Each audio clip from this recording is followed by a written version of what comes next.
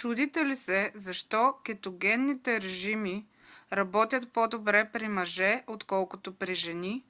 Това не е случайно.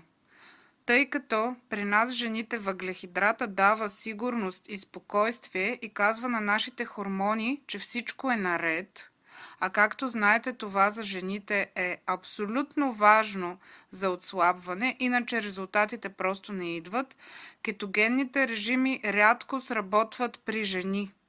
Не е невъзможно, но работят при жени, които имат много висок праг на кортизол или изнервяне. Затова не забравяй за въглехидрата, той не ти е враг. Има просто много важен диапазон, който трябва да се използва за приемането му.